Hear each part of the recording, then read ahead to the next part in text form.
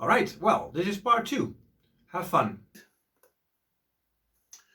All right, so now we have on the left-hand side, we have something left, and on the right-hand side. On the left-hand side here, under environment, we find 2 extra fields. We have the biophysical stocks and we have the ecosystem services.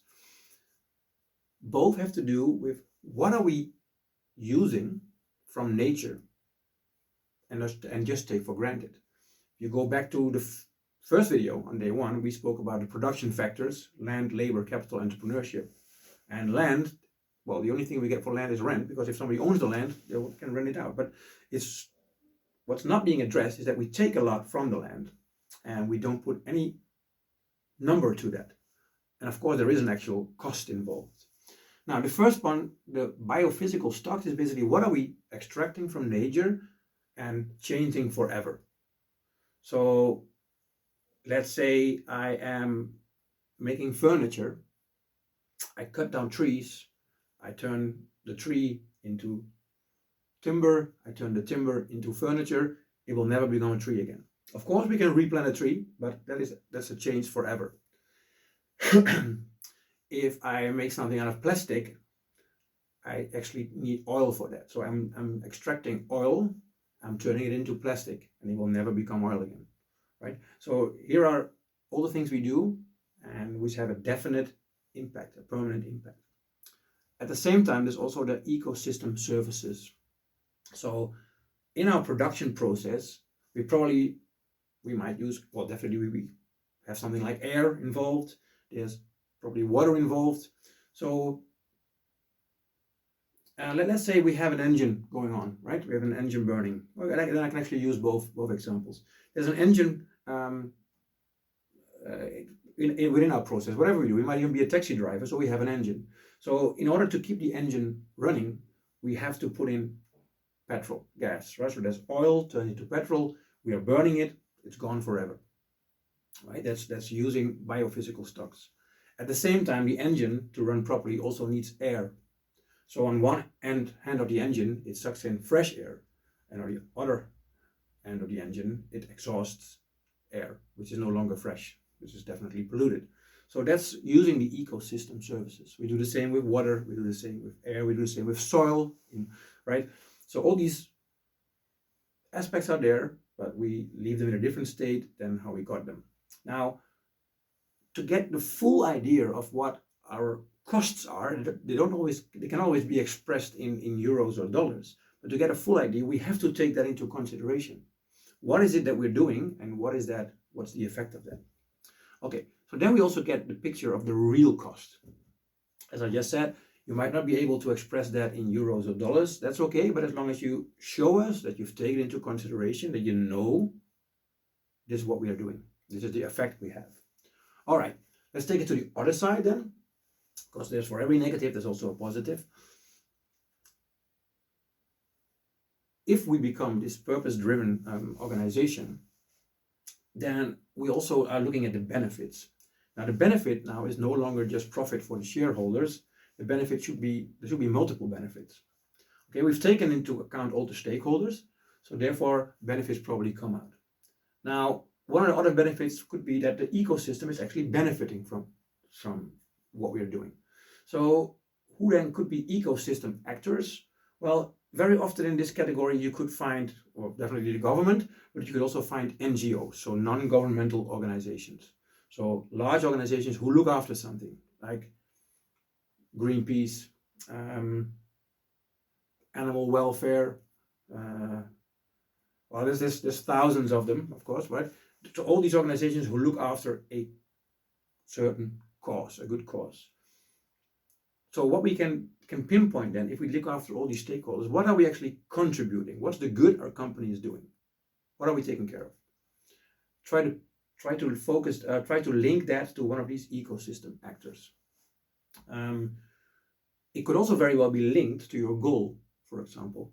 Let's say that in your goals, and just the one that pops up is I think the first one of the Sustainable Development Goal is that we want to fight poverty. Let's say you have embraced that here as a goal.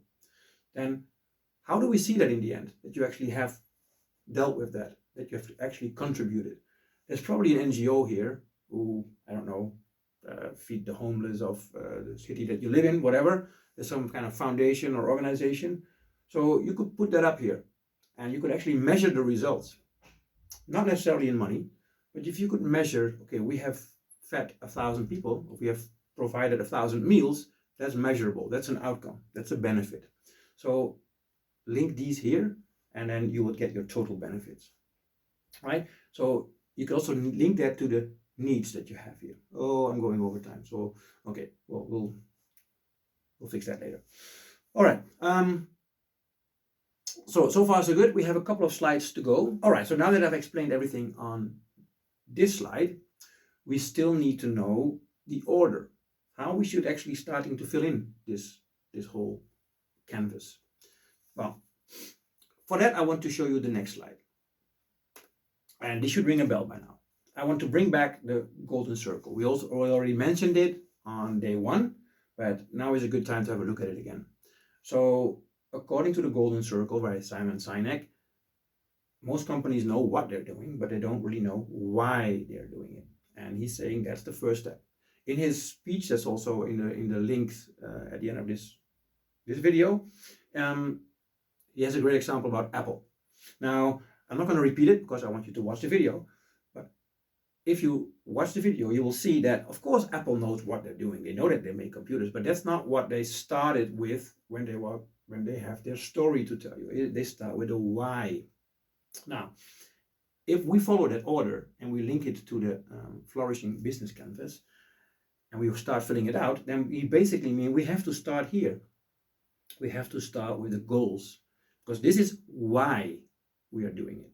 This is the purpose. This is why we have started this innovative startup. This is what we want to establish. By this, we can measure our success. So according to the golden circle as well, here we start. What do we do next? From the why, we go to the how. Now, this is also, in this case, very specifically important. Yes, of course, we already know what we're going to do. But it's important that we figure out how we're going to do it, especially because we want to do it in a way where we have, well, we want most things to benefit from it, but at least we want to make sure that the pressure on the environment is as little as possible. So the earlier we start looking into the how, the earlier we can address certain aspects in our process, which could be done in a different way, right? If you go back to the 6 R's, for example, if you look at the how, this is where we have to rethink, redesign. Here we can actually still influence the process.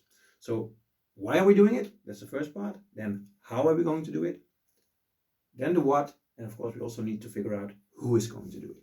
So basically, if you follow that order, then the chances will be very high that you come to a nice complete picture that is summing up everything we want you to do.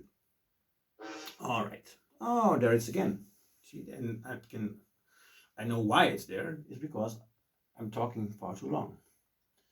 Okay. All right.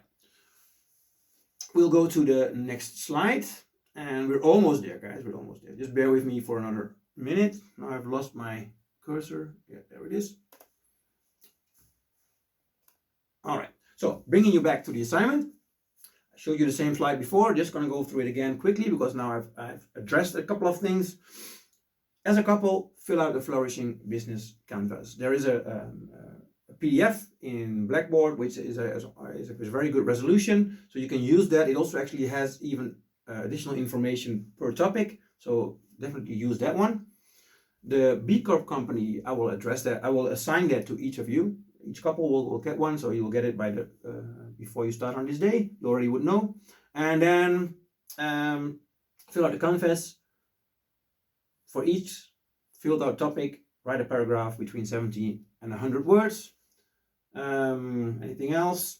Make sure that your total document is either a Word or a PDF file, and then upload it under the right button on Blackboard before Friday 5 p.m. And anything else? No. Well, you can read everything else yourself. That's it. Then you know what to do. Before you start working on it, please make sure you watch all these videos because they will give you important input.